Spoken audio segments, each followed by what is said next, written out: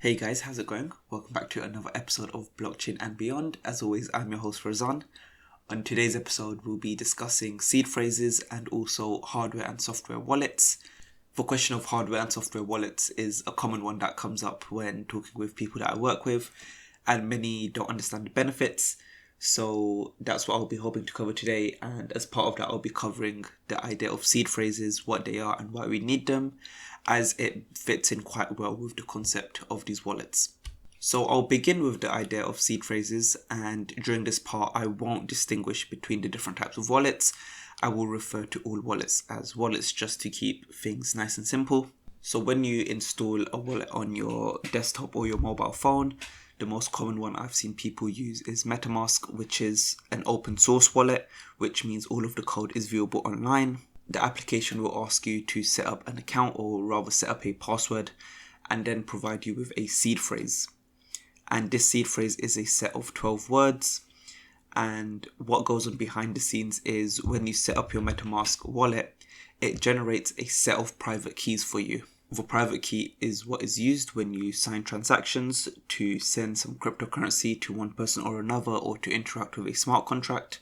And without it, you can't access any of your crypto.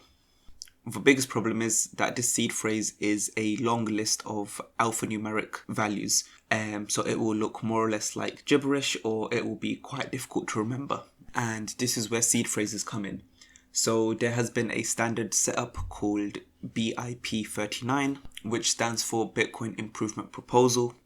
And this was initially created as something to support Bitcoin, but was eventually adopted by many other wallets and became almost a standard. So BIP39 outlines a list of 2048 words, of which you will generally be given 12 or 24 of in a specific order. These words can then be put through a specific algorithm to generate your private keys. And I probably can't stress this enough, but the private keys are the most important things when it comes to your crypto holdings. Without your private keys, you won't have access to any of your assets, or you won't be able to make any sort of transactions. So it's so important that you keep these safe. And most people ask me the best way to do it. The best way is probably to keep them somewhere offline. So whether that's writing them down on a piece of paper, there's even a few services which will help you engrave your seed phrase onto like a metal sheet at home, and that is meant to be safe from any fires, any acid. So it's meant to be really robust, and will probably keep your keys safe for a lot longer than a piece of paper might do. The general recommendation also is not to store them online if you can. There's a lot more vulnerabilities online, and there's a higher risk that the service you're storing them on may be compromised, or your own computer might be compromised, and you could potentially lose your keys. Now that we've got the idea of seed phrases and the importance of keeping them safe out of the way, we can begin to discuss hardware and software wallets. So these are the two main types of wallets that we will come across.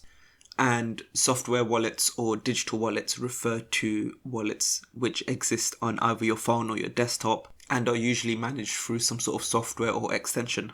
This is in contrast to a hardware wallet, which is a specifically built piece of hardware made for storing keys, and that's its only purpose. They usually have limited memory and again limited functionality, but it's usually very good at what it does. So the main benefit of using software wallets or digital wallets is that it's generally a lot easier to interact with different applications online. So for example, I use MetaMask as my software wallet. When I visit a website, for example Uniswap or PancakeSwap, it immediately presents me the option to connect to the website using my MetaMask wallet, and it takes about 2 or 3 clicks of the mouse and it's all set up for me, and I can begin using the application right away. Another feature of software wallets is that you can quite easily add different cryptocurrencies or different blockchains to the software that you're using. For example, MetaMask makes it very easy to add different blockchains to the service. So for example, on my one, initially it comes with Ethereum. However, since then you can add Binance Smart Chain, Polygon Matic, or any other blockchain that has been set up to be used with MetaMask in the first place. On the other hand, hardware wallets are generally more limited in the number of cryptocurrencies they support. they do have a list of the ones they support and the ones which are in development, and this is unique to each hardware wallet. So for example, I use the Ledger hardware wallet. I can visit their website at any time and see which cryptocurrencies they actually support, so I can choose to move my cryptos if I wish to. Smaller coins will be easier to interact with when using a software wallet such as MetaMask, whereas it may be more difficult to do so with a hardware wallet. And it's kind of just occurred to me that I discussed how a software wallet may work or how easy it is to interact with it. But with a hardware wallet, when you want to make a transaction, you actually need to have the physical device with you. And then when you want to execute the transaction, you will have to manually confirm it on the physical hardware device. So this is an added layer of security which prevents any unauthorized transactions from happening, which is a possibility if you've interacted with certain smart contracts or malicious websites. And because of this fact, it makes you a lot more mindful of the transactions that you are doing, as you need to verify each transaction manually. So those are the main ideas behind both software and hardware wallets, but the more important part is probably more to do with the security of these wallets. With software wallets, your keys are stored on your device. So if you're using a browser, the keys will be stored in the configuration files, which are stored somewhere on your computer. The risk here is if you interact with a malicious website, or you download a virus, for example, which is made for looking for this information, the malware which had been installed probably has a good chance of finding your keys, which could potentially mean you losing access to your keys and thereby your crypto. Honestly, the best way to counter this is to have just good security hygiene, to ensure that you're running regular antivirus checks, make sure you're not downloading any files you don't trust or you haven't verified, only interacting with websites that you trust or from official sources. That would honestly be the best way to prevent this. I've personally not had any issues. I do try to keep generally safe while browsing the internet, and there's always risks when interacting with any websites that you're not sure of. On the other hand, with hardware wallets, the biggest thing I've noticed is that they generally have limited storage. So the hardware wallets are specifically built to run certain software and to store only a limited amount of keys. The benefit of this is that if anyone was to try compromise your hardware wallet, say for example it got stolen, it would be very difficult for them to crack any security features on there. It would also be very difficult for them to install any sort of malware on the actual hardware device because there is such limited storage. So overall, in terms of security, I would personally go with hardware wallets, but hardware wallets do make it a bit more difficult to actually interact with certain applications. However, there are now ways to connect your hardware wallet, or in my case for Ledger, to MetaMask to interact with applications on different blockchains. And all of this still requires me to manually confirm any transactions on my hardware wallet. So I am in complete control of everything that is going on with my crypto and my keys. Now, I'll go over some other, I would say, not misconceptions, but questions that people usually raise. And the first one is that Bitcoin does not live in your device, or your crypto does not live in your device. So your crypto exists on the blockchain, and this is accessed through your private keys.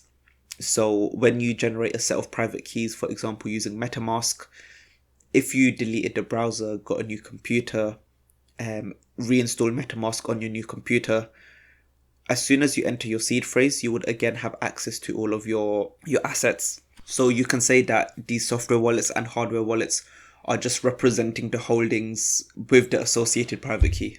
The next one is that your seed phrases can be recovered into different brands of software wallets or even hardware wallets, as long as they all follow the BIP39 protocol.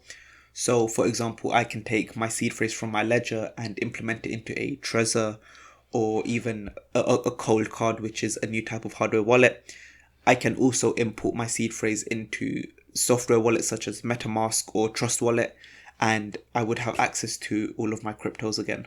And I guess the third point is that with a hardware wallet, you don't need your hardware device to actually receive any cryptocurrencies. You can retrieve your public address from your hardware wallet and you can store them somewhere, and you can send it to anyone whenever. but you don't actually need your physical hardware device to receive any cryptocurrencies. You only need it to actually send cryptocurrencies, because this is when you need to use your private key to verify these transactions. And I think that's all for me. I covered everything that I wanted to. I got through discussing both hardware and software wallets and the idea of seed phrases, which is usually where a lot of people get confused. They don't understand the difference between the seed phrase and the password they may set up for the applications. And it's quite an important part, because the seed phrases are, which ultimately give you access to all of your holdings, and without it you could lose everything. As always, it's been a pleasure talking to you guys. If you do have any questions, feel free to reach out to me on social media. It will be a pleasure to hear from you. And yeah, until next time, goodbye.